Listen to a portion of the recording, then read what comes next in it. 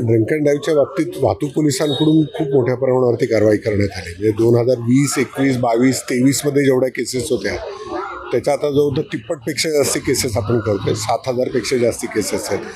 आणि या व्यतिरिक्त जिथे इथे बार्स पब्स आहेत तर तिथे सुद्धा आपण लक्ष ठेवतोय की आमचं लक्ष आहे, त्यांनाही आपण अलर्ट केलेलं आहे आणि आमचं प्रॉपर लक्ष आहे. काय कारवाई आपण करतोय स्पेशली 2 व्हीलर्स आणि 4 व्हीलर्सच्या बायफर्केशन? याच्यामध्ये आता तर आपण बघतोय की ई कोर्टमुळे आता आम्ही ह्या केसेस डायरेक्ट कोर्टामध्ये पाठवतोय आणि याला विलंब नाही लागत. सो कोर्टाकडे पाठवण्याची प्रक्रिया सुद्धा एकदम फास्ट झालेली आहे आणि तत्काळ आपण बघितलं असेल काही लोकांना इम्प्रिझनमेंटच्या शिक्षा सुद्धा झालेल्या आहेत.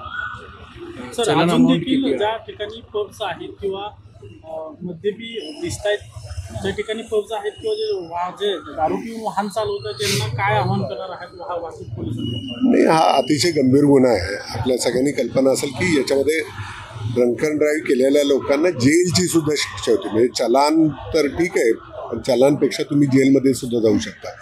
तशाही कारवाई केल्यात न्यायालयानं खूप मोठ्या प्रमाणात ती शिक्षाही केलेली आहे. सर, पावसाळा सुरू होतोय. पावसाळ्यात वाहतूक कोंडी पुणे शहरात मोठ्या प्रमाणात पाहायला मिळते. पावसाळ्यात वाहतूक कोंडी होऊ नये म्हणून काय उपाययोजना केल्या गेल्यात वाहतूकसाठी? पुणे शहरामध्ये आपण मुख्य रस्त्यावरती वाहतूक कोंडी व्हायचं एक महत्त्वाचं कारण म्हणजे वॉटर लॉगिंग होतं. तर साधारण असे 110 स्पॉट्स या 32 किंवा 33 मुख्य रस्त्यावरती आपण आयडेंटिफाय केले.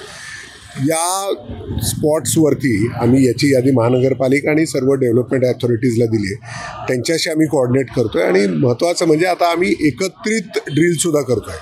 म्हणजे आजपासून पुढील 5 दिवसामध्ये वाहतूक शाखेचे अधिकारी, पोलीस स्टेशनचे अधिकारी आणि महानगरपालिकेचे विविध विभाग आहेत, या सगळ्या विभागांचा एक समन्वय पोलीस आयुक्त साहेबांच्या मार्गदर्शनाप्रमाणे आपण करतो आहे. या संदर्भात पोलीस आयुक्त साहेबांनी मीटिंगसुद्धा घेतलेली आहे. या मीटिंगमध्ये महानगरपालिकेचे अधिकारीसुद्धा उपस्थित होते.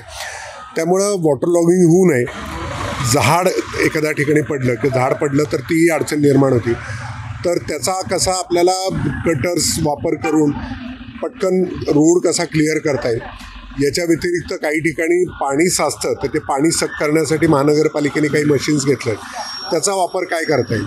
त्यामुळे समन्वय कसा चांगला असेल यासाठी एक व्हॉट्सअप ग्रुपसुद्धा केला आहे ज्याच्यावरती रिस्पॉन्स टाईम खूप चांगला आहे.